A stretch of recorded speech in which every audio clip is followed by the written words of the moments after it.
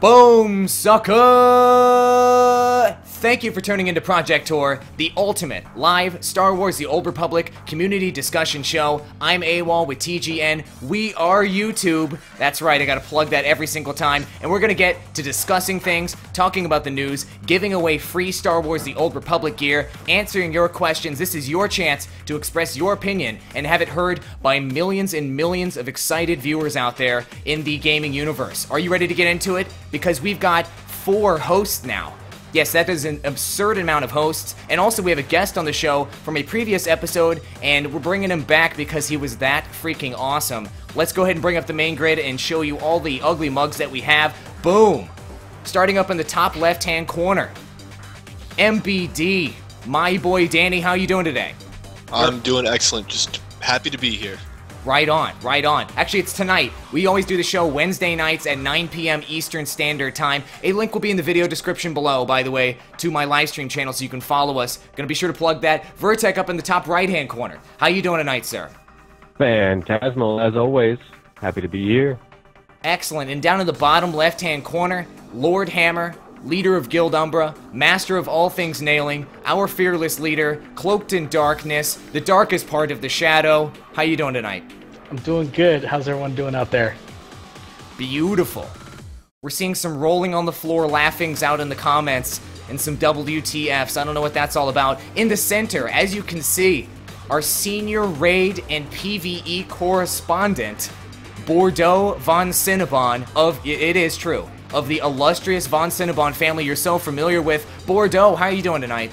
I'm great. I've got a little gas. I had 2 or 3 Cinnabons on the way over here, but besides that, great. Oh, that Cinnabon. You Cinnabons. You get over here, buddy. Okay. We're going to go ahead and get into it like always, where we start the show off with some news segments. We go ahead and share the news. We go ahead and talk about the big news segments of the week. I'm getting trolled by Jewel, aka Laughter, and Blockade Runner in the comments. Thank you guys. I really appreciate that. And this week, before we get started, I want to go ahead and just share something on everybody's mind. It's been huge on the internet all week. And namely today, it's sort of come to a head. Google got in on it. Everybody got in on it. This is TGN Central I'm showing right here. And basically, we put up a custom skin on our channel and a video, which officially states that TGN is opposing SOPA and PIPA. If you're not already familiar with these, basically, these are laws. These are potential laws that could be passed in the United States. They have not. Potential legislation that could hurt YouTube, Twitch TV, and most forms of media on the internet, given how vaguely worded they are and how much jurisdiction and how they will open things up for lots and lots of lawsuits over copyrights. I think that everybody here, as a host on the show and our guest, as well as almost everybody in the audience, is going to agree that this is bad. And we're all just going to agree that it's bad, and be sure to go talk to your congressman and show your support for opposing this. No, you should oppose it, not support it. There we go. Oh my god, I'm so bad at that. That's my second time screwing that up. Anyway, you should oppose this if you want free media content on the internet, and this is a bad thing for gaming in general. It's a bad thing for guys like us that want to just freely broadcast video games on the internet just because we love it and build a community. So anyway, I think I've said enough about that, and you have probably already done your own research, so we're going to get into the Star Wars The Old Republic stuff. So, first news story is this one right here, and we talked about this a lot last week. Boom. Rescheduled. They rescheduled the maintenance here, and they dropped patch 1.1 on us a little bit late. Rise of the Rakghouls. So, they stated that the reasons were that some fixes in Ilum did not work properly and that type of thing. So I'm just going to go ahead and open it up for a free-for-all. I'm not going to go over all of the changes that occurred in 1.1. We've already beat that dead horse. But MBD, I'm going to go up to you up in the top left-hand corner. Of the things released here in 1.1, was there anything that struck you as being bad or good? And was the delay extremely annoying to you? Well, there wasn't really anything that I thought was super great or super awful. Like, adding a new Flashpoint this early, I think, is a really good thing. I haven't got to play it. I have not even gotten to play the patch since I got home. I was at work all day. I got home, ate dinner, and now I'm doing this. So, the delay, I think, it didn't bother me. They want to delay it a week, it wouldn't have bothered me, just right. Because a smooth patch is worth everything. I've seen so many days in WoW where, it's patch day, don't bother logging on because the servers aren't stable. So if they want to delay it a day, delay it a week, just to make sure it goes smooth and there isn't excessive downtime, then all power to them for that. Fair enough, fair enough. Vertec, what are your thoughts on the subject? I know that we were playing earlier today. We were having some issues. Speaking of issues, you're Captain Pixelated over there, but it's okay. You still look good. What can I say? So we were playing today. Are you experiencing any issues with this new patch? Was there anything that you wanted? I mean, what are your feelings about it? Yeah, I have some mixed feelings, to be honest. The PvP fix in Ilum kind of did its job, at least for a day. But people still have complaints, and I can see the complaints, really, because during the first, let's say, what we're in there for an hour, I got 50 some odd kills and 50 some odd credits towards my daily and weekly, and then in the next 40 minutes after that, I got 4, even though we killed hundreds of Republic. That's interesting. We camped it. So what do you think happened there? I mean, do you think it was you're only getting credit for kills in open world when you get the killing blow? Do you think that's the issue? The theory that we come up with that really wasn't able to be tested, because by the time we realized we weren't getting credit, the Republic kind of vacated Ilum. They got scared and ran away. But either way, by then, yeah, the theory is that you have to control a base and not like the Republic base. And you have to make the kill on a base that you control, like the center or the southern assault or the northern assault or something like that, to get credit. Because originally we were in the southern and central and northern assault areas, and we were slaughtering just hundreds of people. They were killing us. It was a great big melee of death. Awesome. And it was fantastic. But we all got a lot of credit at that point. And then we started camping the Republic base, and we got nothing. I see. Okay, so that needs to be fixed, obviously. That obviously needs to be fixed. Hammer, what are your thoughts on the patch? I know you've been playing today. We were playing together earlier on my live stream. What are your thoughts? Bad stuff, good stuff, etc. Drop it on us. So in terms of, I guess, the PvP part on Ilum, I love it, and I'm kind of like meh on some of it. So I love what they did to Ilum in terms of making it so much more than what it was just switching back and forth between cap and bases. That was kind of, I don't know, I think it was a broke game mechanic. Now you actually have to try to kill people. The thing is they went from 5 objectives you needed to accomplish, regardless of what those objectives were, a day to get your daily, to 30. I think 30 is just a bit too much. I think that if they had gone to maybe 20 or something like that, that would have been a lot easier. And the reason is you can get those points from one of 2 ways that I know of. Essentially, you can still destroy, enemy turrets. You can kill a player, or you can collect these boxes. Well, the problem right now, and maybe it'll change as more people get there, they'll have some kind of algorithm that the server detects relative to the number of people that are in the space. I'll produce more boxes. So they drop these crates that will have things that you click on that give you credit towards that 30.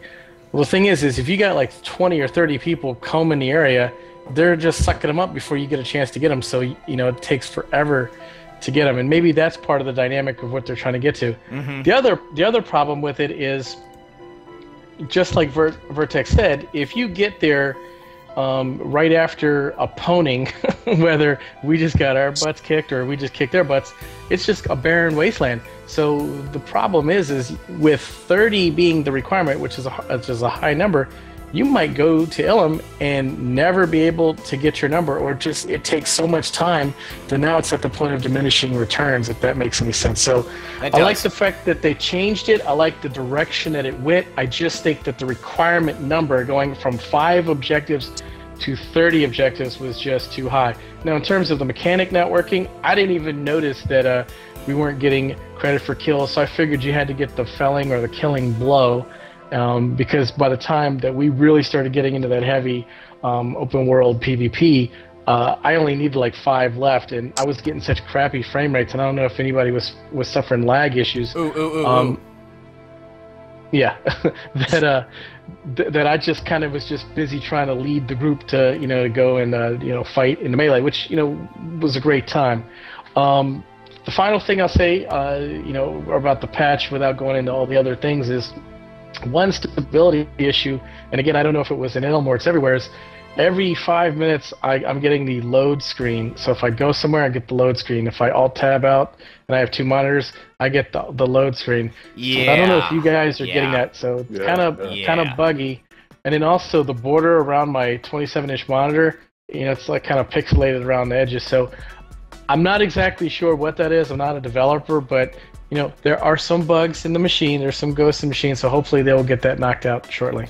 Fair enough, fair enough. And before I weigh in on my thoughts, the audience out there agreeing with some of your points, people throwing up those stop SOPA signs. By the way, on Twitch TV, if you didn't know that today, if you type in any emoticon, it shows up as a stop SOPA, so there's tons of stop signs in the chat. Let's go to our lead PvE correspondent, Bordeaux von Cinnabon. And once again, I want to thank you for being on the show and for bribing us to be here. What are your thoughts on patch 1.1? Oh, it was a pleasure. And also the 25 cent, don't spend it all in one place. And that goes for everybody. Share the quarter. Yes, it was 25 cents. Wink, wink. The one thing that there was nothing really amazing about the patch. I mean, I like how Ilum is starting to become more of a gathering ground for 50s. It is going in the right direction, but really just what irked me was for a first round of a major patch, there was no class rebalancing.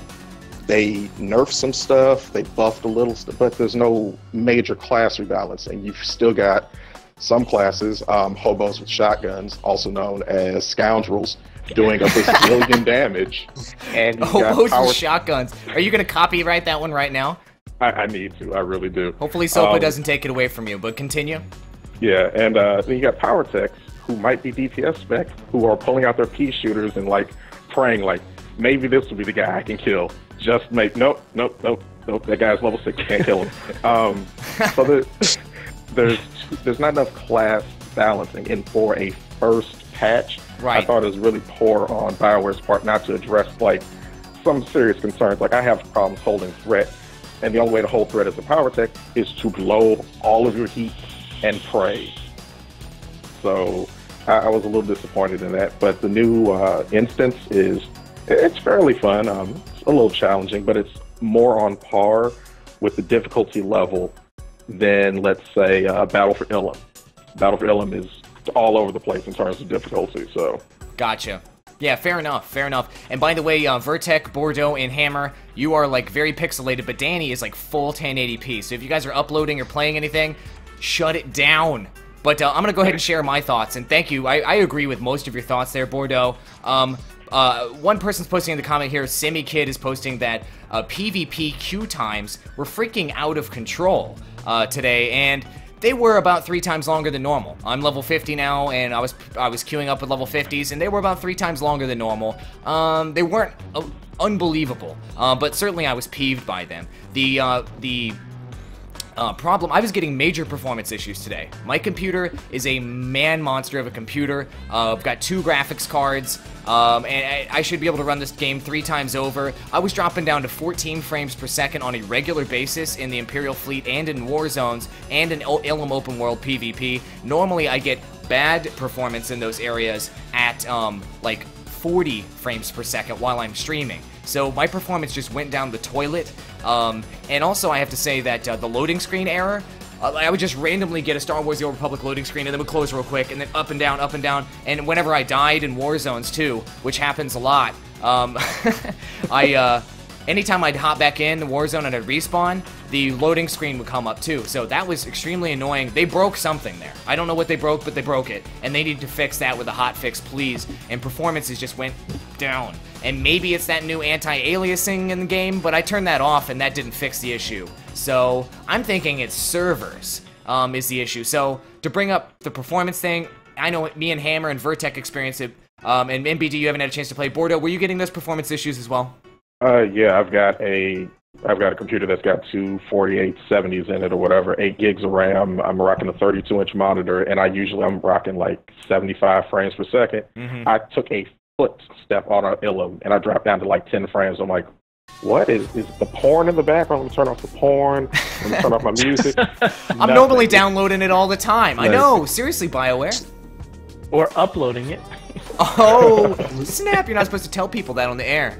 That stays on our private FTP. But anyway, enough of that creepy joke.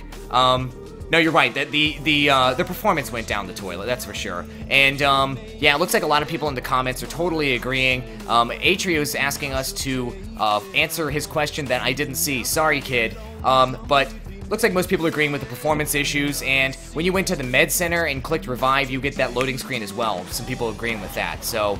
New PCs were getting low SPS, but old PCs were as well. So server issue seems to be the conclusion there. All right, let's go ahead and move on to the next topic of discussion, or it's really a news topic. This one had some pretty interesting pieces of information. James Ohlen and Gabe Amatangelo Rama Clama Mama Shlama Magello dropped some deets on Legacy, Guilds, and Warzones. And by details, I don't know about how many details were dropped about Legacies, but the first piece here, and this could open up some discussion, so that's why I'm going to bring it up here, is that they asked James Ohlen about the Legacy system and what it's actually supposed to be for, because currently it seems to be just for putting a name next to your main name. But maybe it'll turn into something real later. So what he was explaining is that they wanted to have a system that encourages players to create alts and play the game through different story paths, and the Legacy system is meant to encourage that. MBD, Legacy system, what do you want it to become? And currently it's not much, and where do you really see this going realistically in the future? Well, yeah, right now it is just the name, and you do... I didn't realize at first, but you do gain legacy levels. I rolled up an alt this weekend just to play around, and your legacy level is between all your different alts. It's not just per character. But one of the things I guess I would like to see, just from a pure roleplay perspective, is like, let you build, like, I think we'll see something like this, let you build like a family tree, because you can put last name as to each character, but you can't decide who's who. Like, maybe you could build a family tree with yourself and connect maybe with other players and say, oh yeah, we're related like this. Just little, like, completely not helpful for the game, but just something fun like that. So inter-player, like between different accounts is what you're suggesting. Yeah, I just think that would be fun and interesting. Well, let me bring that up then real quick and give the details on that subject. Because later on in the interview, Gabe Amatangelo said that they're creating a system specific to relationships, so that you can establish relationships between all of your characters, to turn that jumbled pile of characters on your loading screen to an organized family tree of fathers, daughters, wives, and brothers. So this is something that's exactly that what I'm talking about. Yeah, okay, well then they thought of your idea, but you're wanting to take it essentially a step further, where your character can be like my character's sister or something like that, and you can make it even more of a role-playing aspect. Yeah, I just think that would be pretty neat.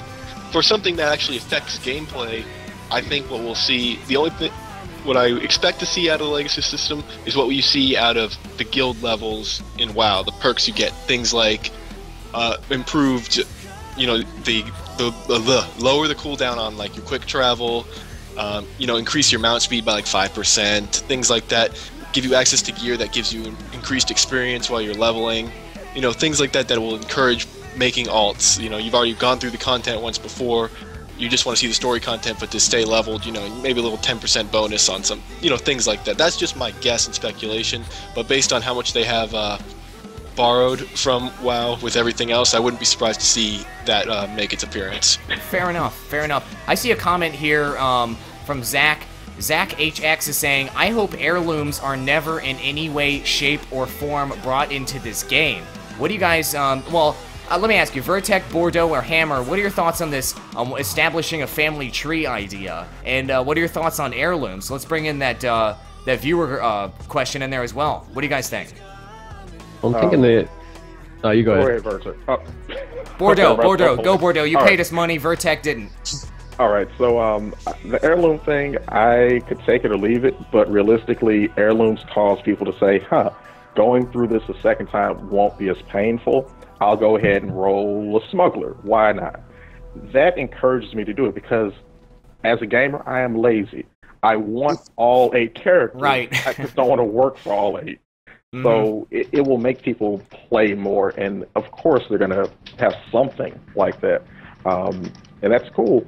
What I think about the family tree thing, it's cool to have. Can I cut you off game. really quick, Bordeaux? Because one person in the comments, Bobia Fed, is asking, what is an heirloom? So can you explain to the audience what an heirloom is so they're kind of on the same page with you? Okay. An heirloom item, as in WoW, is a piece of gear that has a bonus at the bottom, such as while your character is between level, let's say, 1 and 25, you will gain 30% experience if you continue to wear this. heirloom items stack. So I can wear a chest piece that gives me 30% experience gain, a hat that gives me 5, a pair of boots that give me 6, and some wrists that give me 1. Overall, if I have all that stuff together, I am leveling much, much faster than someone who has nothing. That's good because it makes people want to play. It's bad because you have an army of people with alts. Just everyone has every character.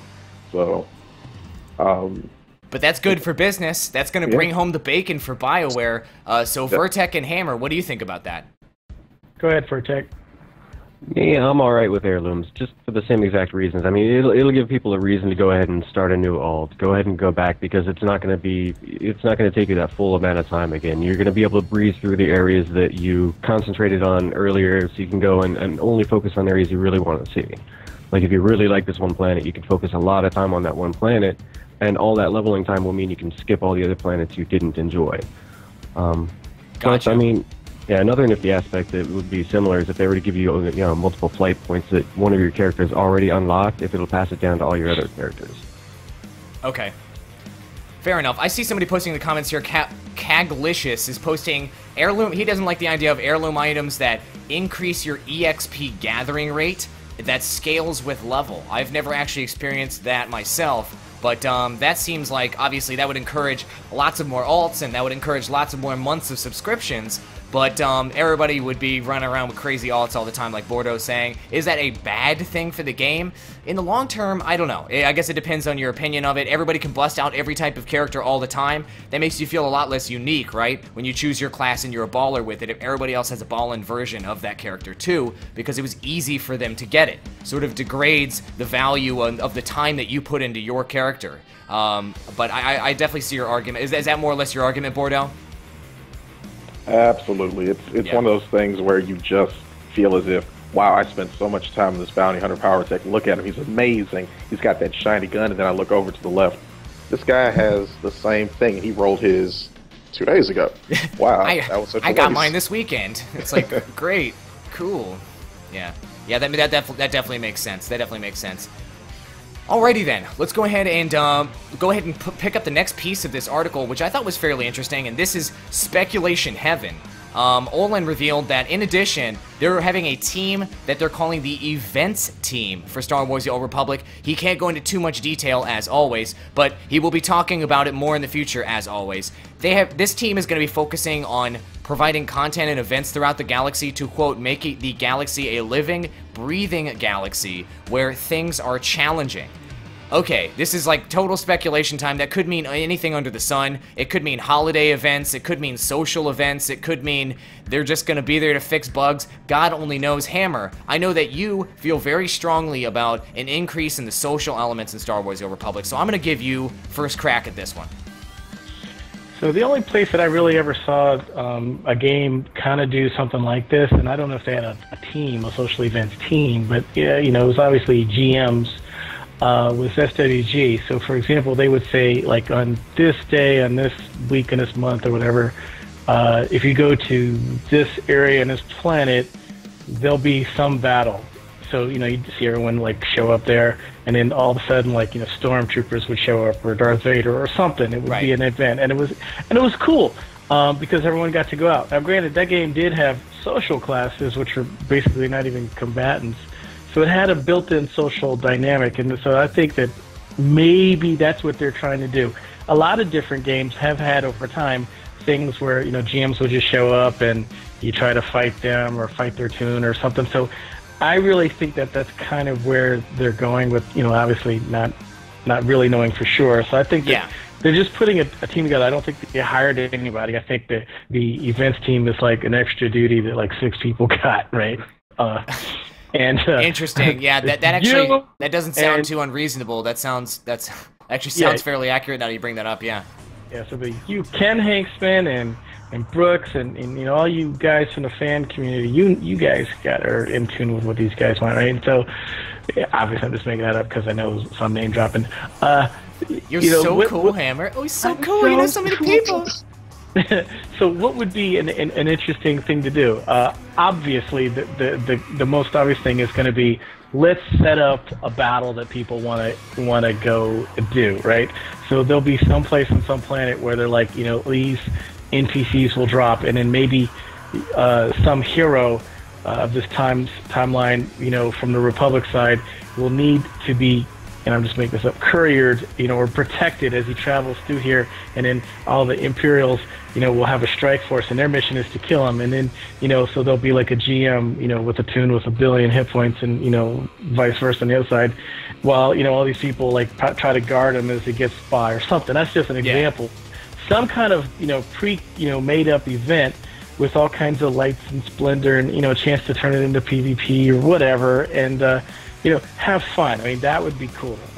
So that's what I think is going to be. I think it's going to be something where you show up at a time, and it'll be some kind of canned, you know, fight. That normally tends to be the ones I've seen in the past. But it could also be something as simple.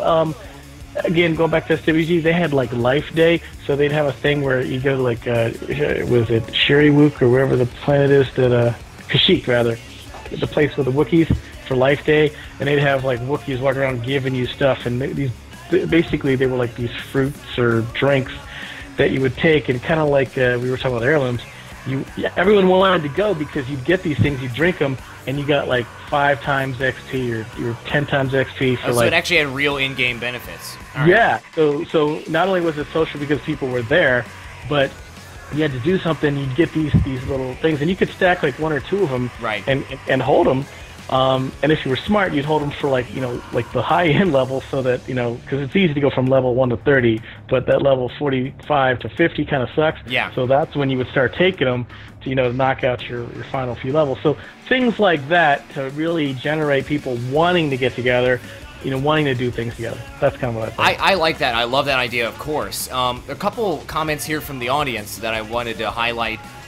Blockade Runner saying Rakghouls take over Drum and Cost. Another person saying, Boba Fett saying that they want 100 Rakghouls to spawn on a particular planet. Invasions in Rift were amazing, Cagalicious is saying. But Invasions got old, is what Kreslin is saying. So it sounds to me like, obviously, you're going to need to mix it up with these events, and you not just constantly have invasions of Race X over and over and over again. It's crazy all the time. It's madness on every planet. And, you know, you need to mix it up. Obviously, holiday events are always a hit. People are making comments here on the live stream about, is there going to be a Valentine's Day thing, or can you hand somebody, like, a lightsaber heart box or whatever the hell they come up with? And, you know, people love that kind of crap. And you know, I mean, am I right? Anybody else have any thoughts on this? I think Hammer really thoroughly covered it. I guess my question I would kick out to you guys, what are your thoughts? And really, my main question, what kind of event would you like to see? What would be your favorite type of event to see?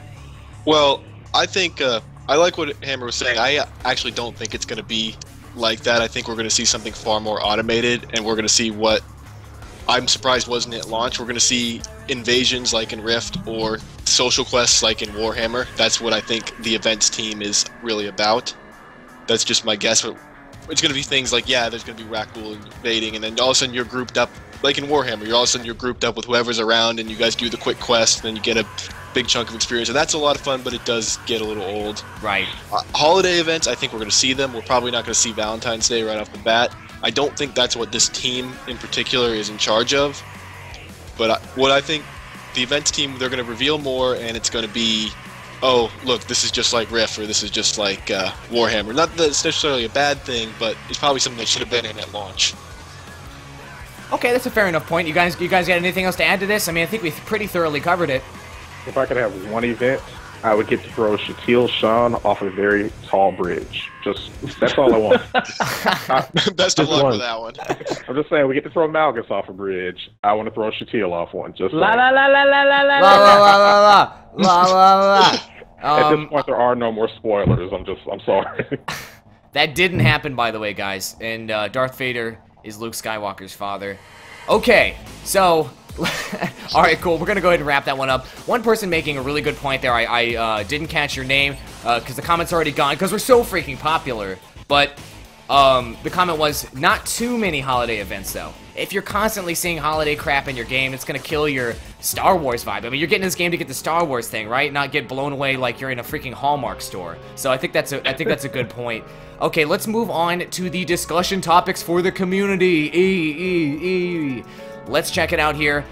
Pulling this one from the Blue Milk and Cereal. This is something we've discussed in the show before, but we have not seen the results here in a poll, and I'm really curious to know what you guys think now that we're decently into this game, and people are up to 50 at this point. You know, the average level at this point, there's tons of 50s out there. They've gone through the whole leveling process. And what a leveling curve is, if you're not already familiar, basically what this poll is asking is, were you too high a level at certain points? Did you get ahead of yourself in your story and it made it difficult because all the content was too high or was too low for you? Or did you end up getting a little bit behind and every time you were trying to get to the content you wanted to, it was too high a level for you? So was your leveling curve off? And it is the developer's responsibility to make it as balanced as possible, so at all times there's content for your level available for you readily at your fingertips. That's their job, right? To keep it fun. So here's what the poll said. How is the leveling curve for you? 52% of the people who took this poll on AskAJedi.com said that it seemed that there is that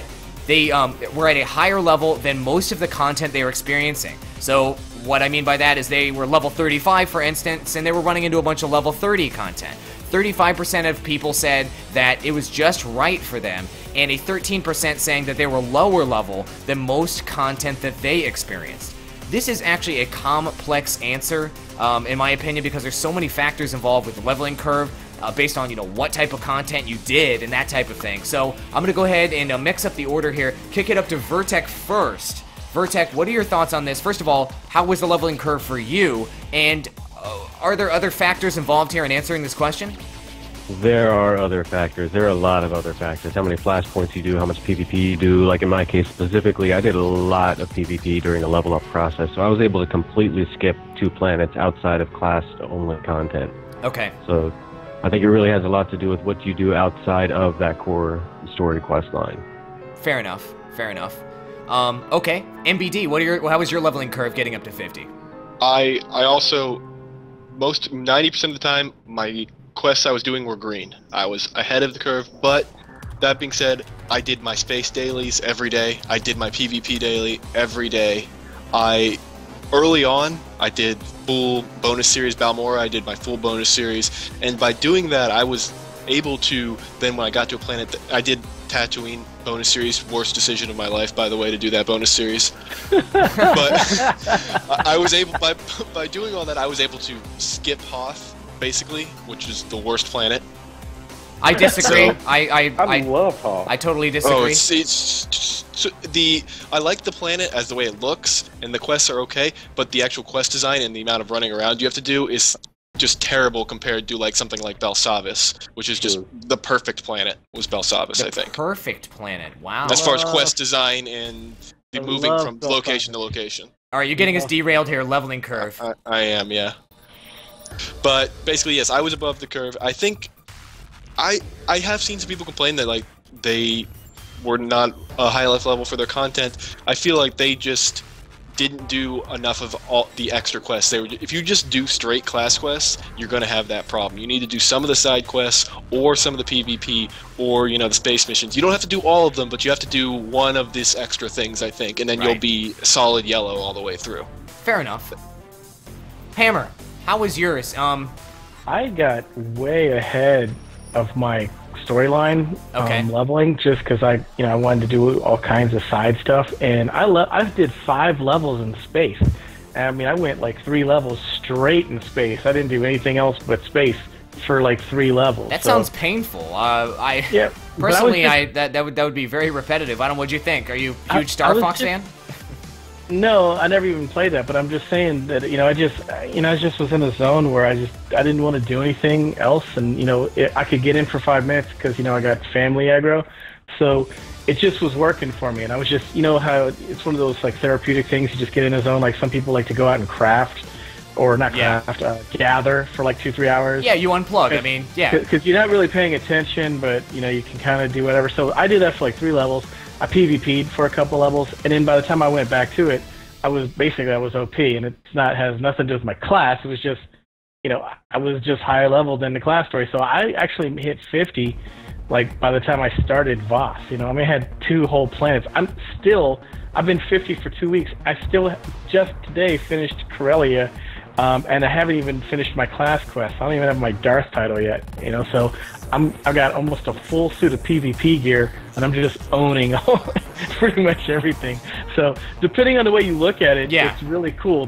Now the flip side to that, the bad part of it is I can't get any good loot, you know, because all the loot that I got from these other means are better. So every time you finish this epic part of your story, I'm like, this green crap that was good like 2 levels ago.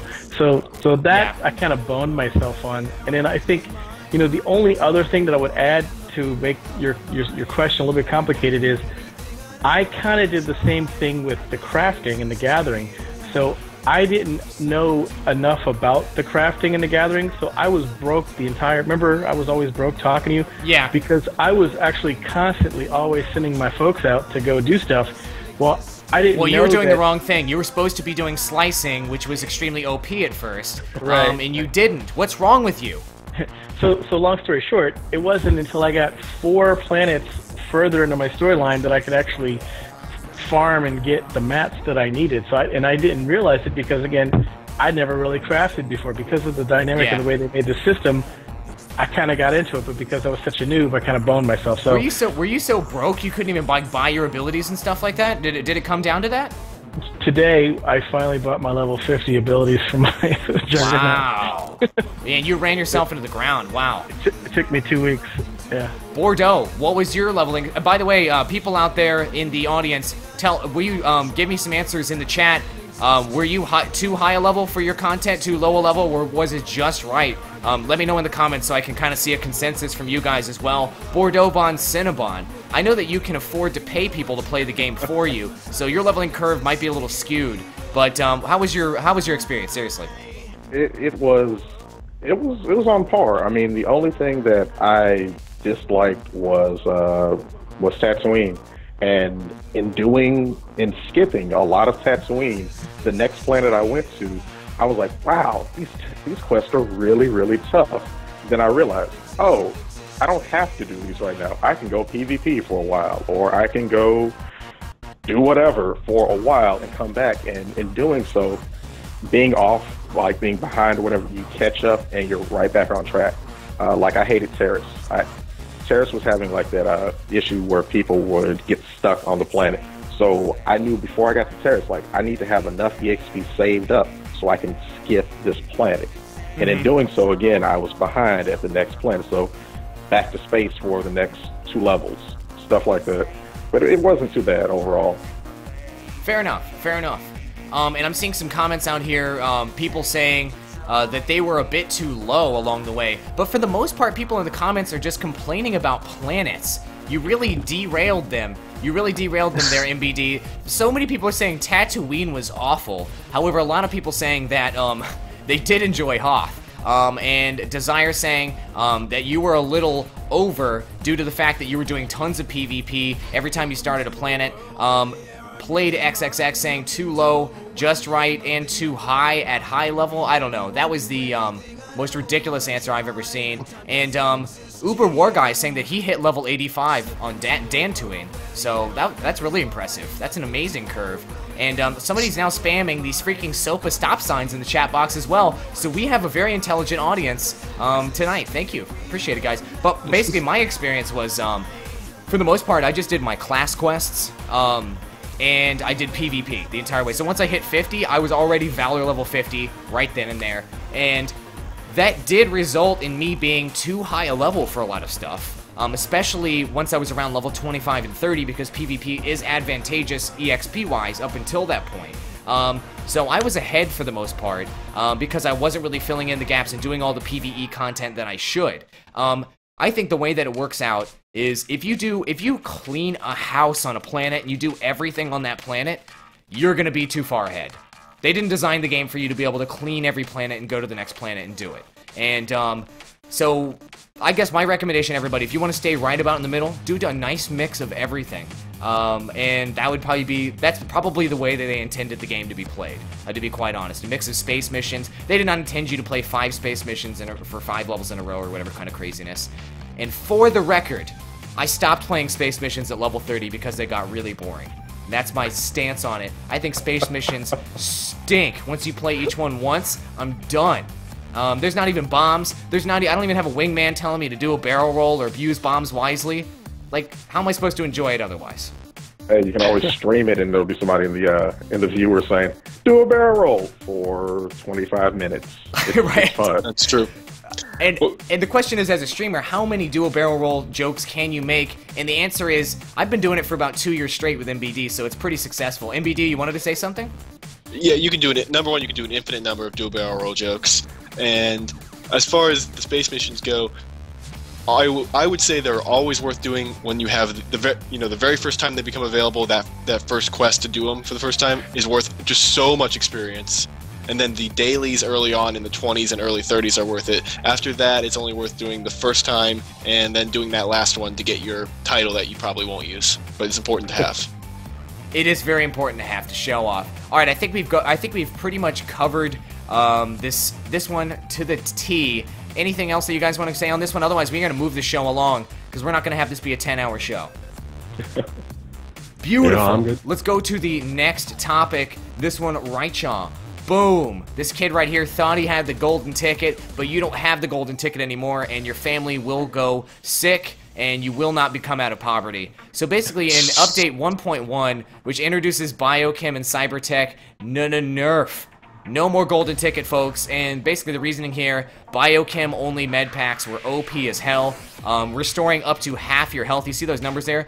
Up to 4,500 on health. That's half health for some characters, some of the squishies, and it had a 90-second cooldown, so that was just far too beastly, so BioChem had to be nerfed for that, and Cybertech grenades did way too much damage and had too much utility associated with them according to BioWare, and you were able to just have too much of a burst with these types of items, and you were able to heal yourself just too freaking much. So, I'm just going to open this wide open, and one of you guys chime in who's got a serious opinion on this. Did you feel like this nerf was necessary, or were you like, no, my entire strategy is ruined? What do you guys think? It wasn't necessary. It was preemptive. Instead of BioWare buffing the other professions up to something worthwhile, they were like, nope, this is just easier to nerf the two that are worth something, and we'll just bring it down to the basement level of everything else. Like Cybertech, not Cybertech, but Arms Tech is worthless, and they were trying to make everything else worthless. All of the crafting professions are worthless. The only thing that was worth anything was BioChem, because you could at least buff yourself as you were leveling. I mean, Cybertech was interesting, and it's okay. It's only interesting if you're going to twink other lobbies so that they could get something better than they can drop. But that's the problem. I mean, all the loot that's dropping is so good that it makes crafting irrelevant. Like, every crafter in the guild that I know of, not a single one of them can make any money, right? Sucks to be a crafter. Yeah, I mean, so I mean, normally in games, the whole crafting thing is to be able to make money because you can make something that's better or as good as anything else. I mean, right now, you can make stuff that's better than level 1 PvP gear, but not quite as good as reg gear. So I don't know if that's, the plan, but in terms of, that makes sense at endgame. That makes sense for 50. Okay, but by the time you're at endgame in 50, you're rolling in grapes anyway, but you know what I mean? Yeah, I mean, right now I got so much purple on me, I look like Prince in the Revolution. Okay? You know what I'm saying? I got one piece of orange. Everything I got is purple. That's either Centurion or Champion gear or some badass crafting gear. But wouldn't it be nice if like crafting was relevant from 1 to 50? That would be very nice. Vertec, I know you do a decent amount of crafting, so I'm gonna kick it over to you. What you saying? Well, I was going to say, I think there's a bunch of things that are really overlooked, though, because the Armor Mech and Arms Tech and all that, they can make gear that's equivalent to Rakata gear. I mean, that is the top-edge gear that you can make right now, and that you can even buy. Who can do that? Oh, yeah, Armor Mech, yeah, you can make Rakata-level gear. Like the stuff, the absolute highest grade level gear that you can pick up, you can make. You can only wear it yourself, but that's what you call a personal bonus, like the bio stim packs and such. They can only use it themselves, or somebody else who already has BioChem 400, which means you may as well just use it for yourself.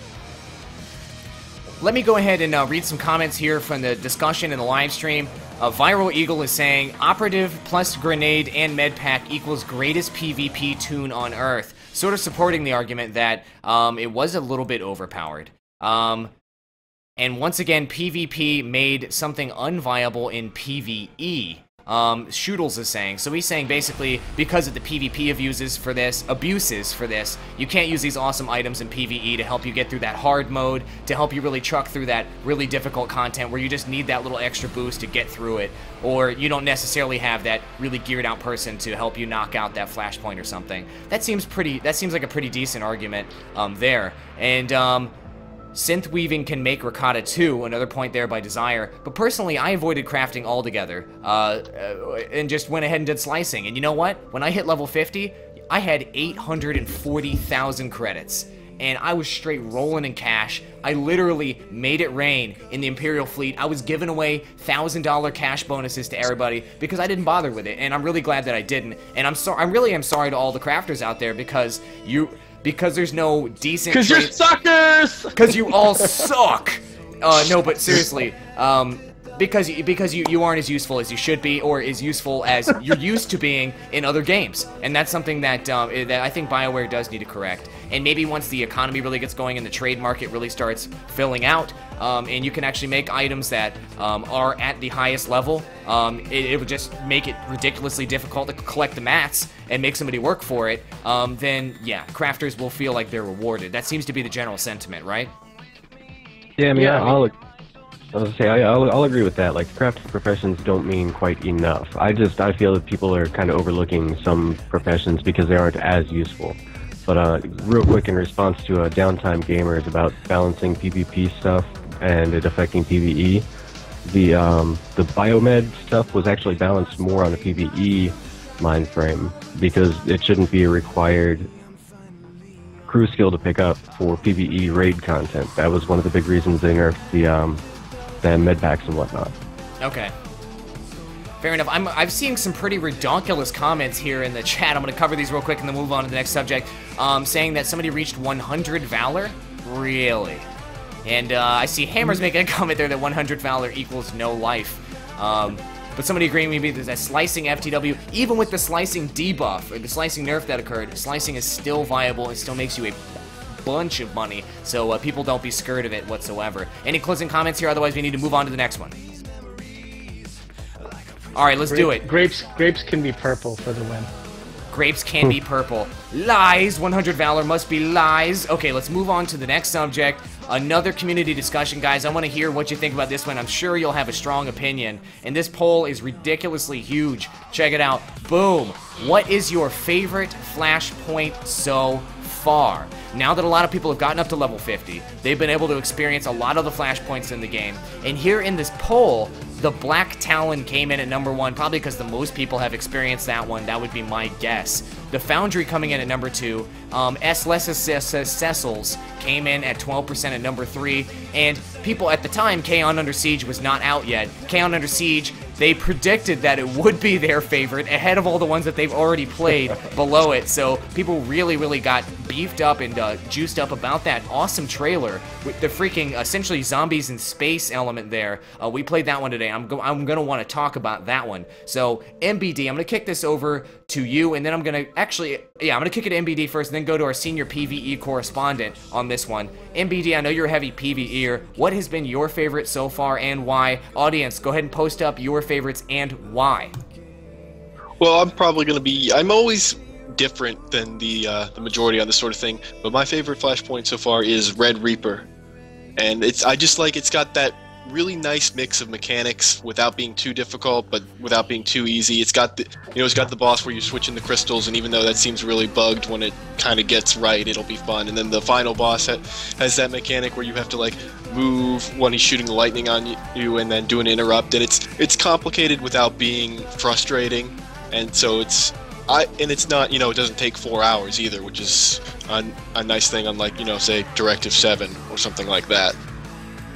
Fair enough. Senior PvE correspondent, this is what you should be getting paid the big bucks to talk about, but instead you have to pay us. What is your favorite Flashpoint so far? Without a doubt, False Emperor. It is, in my opinion, the most no spoilers, by the way, but anyway, okay. keep going. Okay. It is the most balanced, I want to say, instance in the game so far. In Battle for Ilum, for instance, which would be close second or whatever, you have bosses that go from, all right, this looks like it's on par, this looks like it's on par, this one's okay, and then out of nowhere, enjoy the nightmare difficulty boss for a 4-man. Go. And then the last boss is like, I can walk in here with my underwear on, blindfolded and high, and I can still kill this guy. It's all over the place. It sounds like you tried that. That combo of things seemed very calculated. Sounds like a bum with a shotgun. But the False Emperor is the progression of difficulty ramps up nice and slow. It gives you it teaches you the mechanics as you do the instance. Once you figure out the first time what you can do to an enemy that's completely off the wall, you're like, I wonder if this works on the boss. And I guarantee the first person who finished it completely killed the boss by accident. I guarantee it was an accident. Because no one in their right mind would think that would actually work. And I don't want to spoil it, but sorcerers. Bring lots of sorcerers. Sorcerers. Okay, there's a hint from our senior correspondent. Excellent, excellent. All right, any other closing thoughts? Otherwise, I'm going to take it over to Hammer. I'll just want to pop in there and say that I also think that last fight is very, very cool, and the mechanic in it to win it is just excellent. Awesome, awesome. It's very iconic to the original Star Wars films. Not to spoil anything, Hammer, what's your favorite Flashpoint, buddy? I've only done 2, period. I've done Black Talon, well, I did 3. I've done Black Talon Estalus, and I've done Directive 7, and out of them all, I like Black Talon just because it's just fun. It's simple, it's straightforward, and it's just enjoyable. It's the Walmart of Flashpoints, but go on.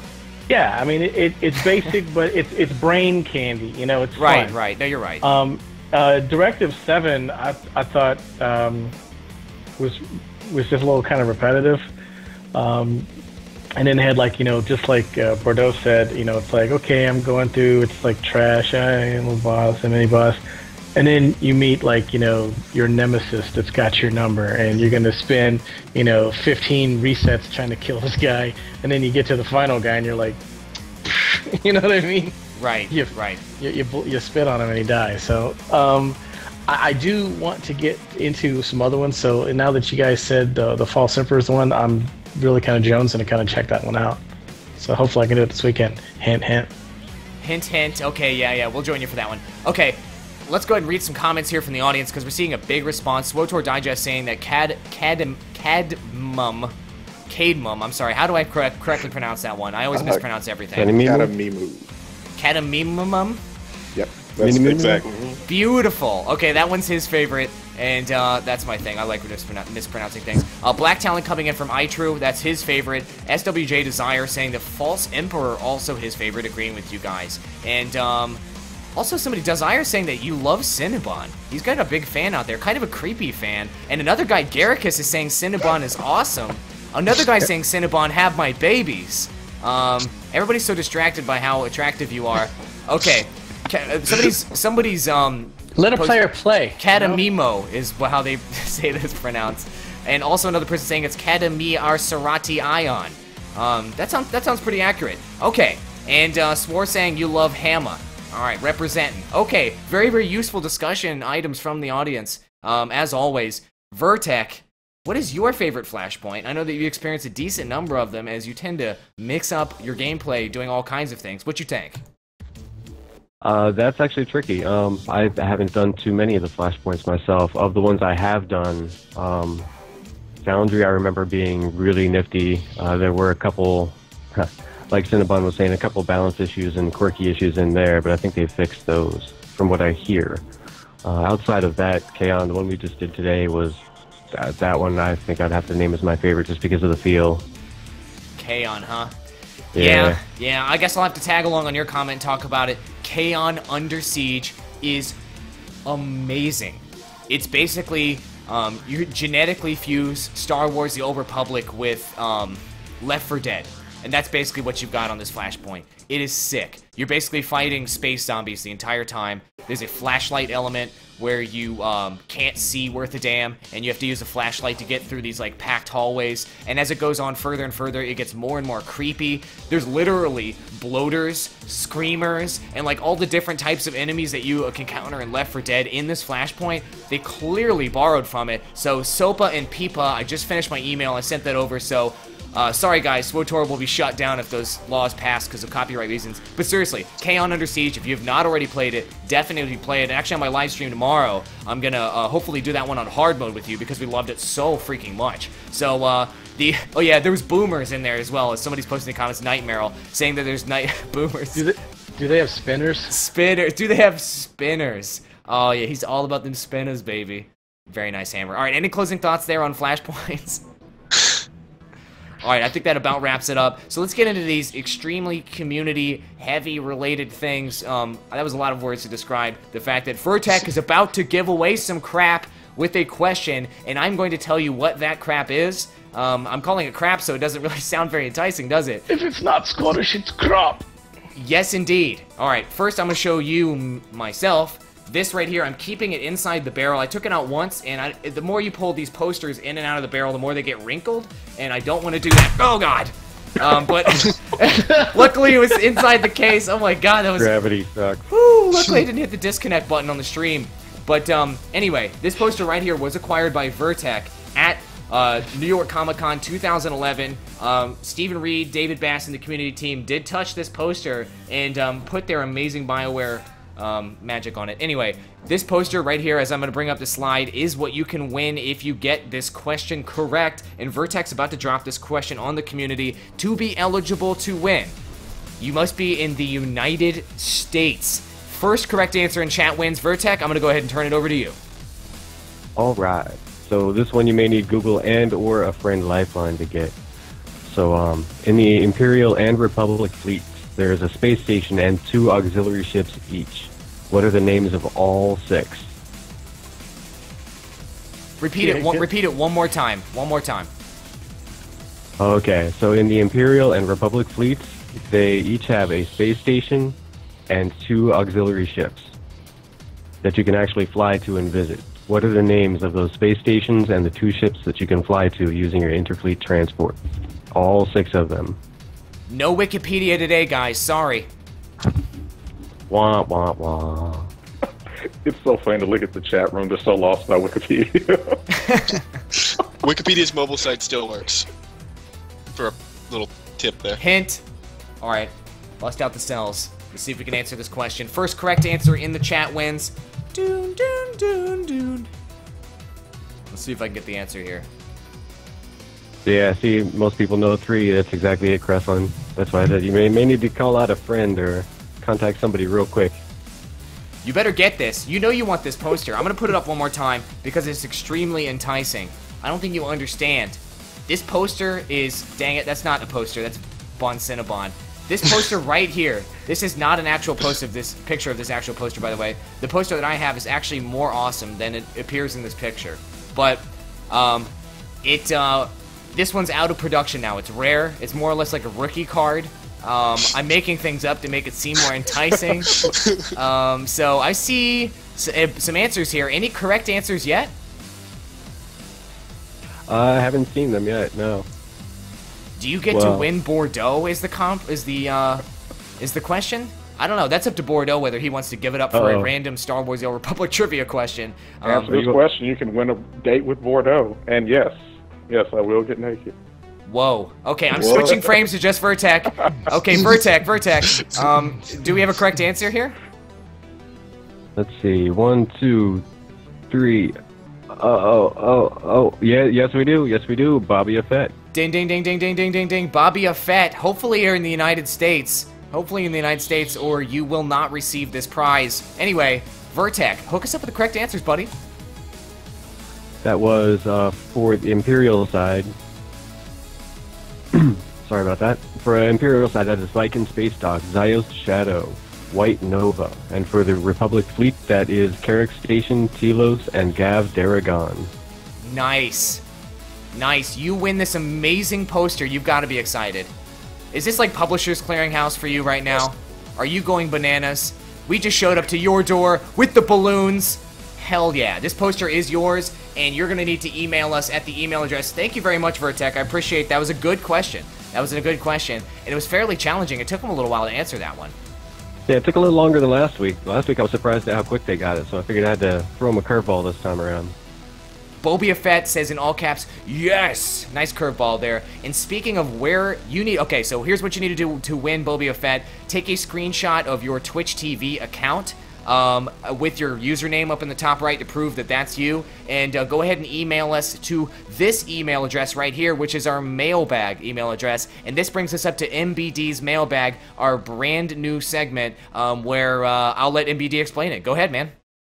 All right, well, basically... write that email address right down, projecttormailbag@gmail.com. Email us any questions you have. It can be about anything, and I'm going to read it, and we're going to answer it. We got one randomly here. It's a good example of just 2 different questions from... He didn't actually sign his name, but his email address says his name is Ian, so I'm going to assume his name is Ian. So, first he said he was going to ask 1 question, and then he asked 2, but... Anyways, what are the stat benefits? What are the stat benefits for the pink lightsaber crystal? We've been trying to find out for a while now, and can't seem to find it anywhere. And I also think it would be awesome to have my Jedi Knight and Kira both rocking the pink lightsaber. Is it possible, or can you only get one at a time? He's talking about that magenta crystal, right? He is talking about the magenta crystal. Okay, the stats are, I looked it up for you. There's a crit, there's a power, and there's an endurance one, just like all the other crystals. And they are not unique. You can have one for your companion, you can have one for you. If you're dual wielding, you can have one in each. The quest just gets you the mats to then create the items. So there's your answer on that. You can have 1,000,000 of them if you want.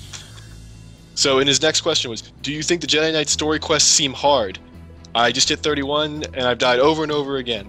So, he also says he had issues with his storyline quest, which I think goes back to what we were talking about earlier. Maybe he's not, he says he's the right level, but he's not above it. My advice on that case is use your interrupts. On those big boss fights, they want you to use your interrupts. Don't forget, you have your one interrupt that does a lockout, but you also have your stuns and your knockbacks are all useful for interrupting those spells. Watch the interrupts. Use your 20-minute cooldown on your companion. Remember that it refreshes your stun, so use your stun, then pop your cooldown, then you can stun him again. Just kind of keep him chain stunned. And if that doesn't work, go level 1 or 2. Pop into space, pop into PvP. 1 or 2 levels will make a surprising amount of difference. Nice. MBD hooking it up with the knowledge bombs there. Thank you very much. And were there any other mailbag items for this week, or you just had to narrow it down to those 2 to keep things short? To keep it short, that's what I narrowed it down to. There's pop the email address up again. Anything you want to ask, strategy. If you want to get more in depth on raid strategy, we can bring in Cinnabon for some good strategies like that. PvP strategies. Anything you want. Anything's fair game. So. Email us, let us know, and we'll hook you up. As long as it's SWTOR related. Listen, we will be honest with you. If you post a ridiculously interesting question, you know our personalities. You know how you can get your question on the air. But seriously, do make it TOR related, and try to make it as concise as possible. You want to make your questions interesting? Don't make them too hard, though, because we aren't that good. So. Oh, speak for yourself there, sir. Jeez. Knocking everybody down a peg. Wait a minute. I'm just messing with y'all. I gotta troll on everybody at the same time. Womp womp womp. Thanks for the mailbag segment, MBD. Once again, here's the email address, projecttormailbag@gmail.com. Go ahead and send them over, and we will answer your questions. We really do have a panel of experts here, and top-notch guys.